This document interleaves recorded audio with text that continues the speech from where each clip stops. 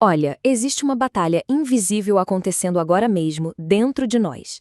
É uma verdadeira corrida armamentista genética, uma guerra silenciosa entre a nossa medicina moderna e um dos organismos mais antigos do planeta, as bactérias. Pode parecer estranho, né? Como é que um organismo de uma única célula pode ser uma das maiores ameaças à nossa sobrevivência? Então, qual é o segredo delas? O que as torna competidoras tão formidáveis? A resposta é que a força delas não está no tamanho de jeito nenhum. Está na sua capacidade incrível de evoluir. As bactérias estão neste planeta há bilhões de anos, e nesse tempo todo elas se tornaram verdadeiras mestras da sobrevivência. Ok, então, para a gente entender como lutar contra o inimigo, primeiro a gente precisa conhecer ele por dentro, certo? Vamos dar uma olhada na estrutura de uma bactéria. Por dentro, a bactéria é uma máquina de sobrevivência super minimalista. Tem ali citoplasma, ribossomos e um único cromossomo. Mas o que realmente importa para a gente aqui é a blindagem externa dela, a parede celular.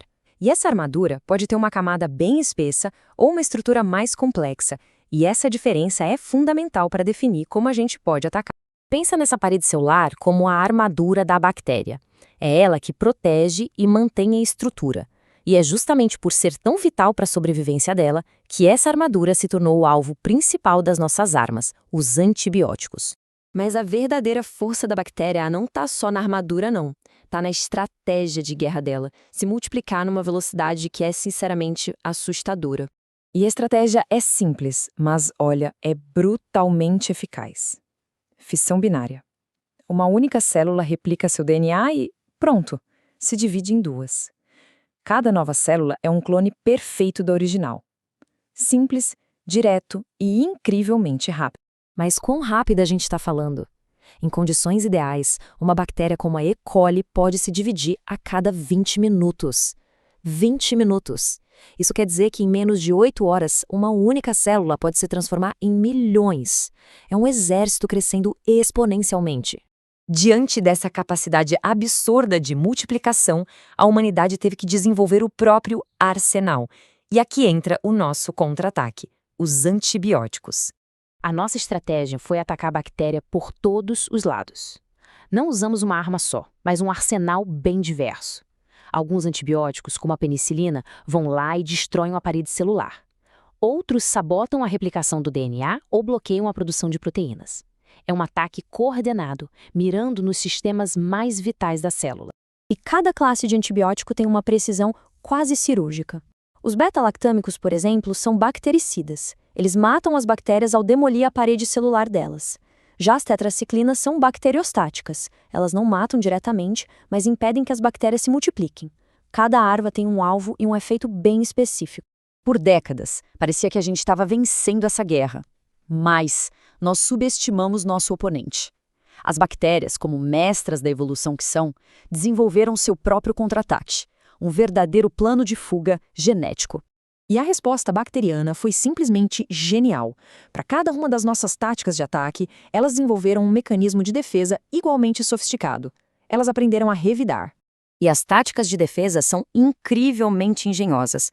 Algumas bactérias desenvolvem umas bombas que literalmente expulsam o antibiótico da célula. Outras produzem enzimas que simplesmente destroem nossas armas moleculares. Outras ainda modificam o alvo para que o antibiótico não se encaixe mais ou simplesmente reforçam sua armadura para impedir a entrada. É impressionante. Mas agora vem a parte mais genial e, sinceramente, a mais assustadora. As bactérias, elas compartilham essas estratégias. Elas usam umas coisinhas chamadas plasmídios, pequenos anéis de DNA, como se fossem pendrives genéticos. Uma bactéria pode simplesmente passar um plasmídio para outra, mesmo de uma espécie diferente, transferindo a receita da resistência na hora. É como se fosse a internet do mundo microbiano. Essa disseminação super rápida de resistência forçou a gente a evoluir também. Entramos na era da espionagem genética. Usar a própria informação genética delas para rastrear e combater as superbactérias. Hoje, quando temos a suspeita de uma infecção, começa um verdadeiro trabalho de detetive. O processo começa com uma amostra, a gente isola o patógeno e o submete a uma série de testes que culminam na análise genética.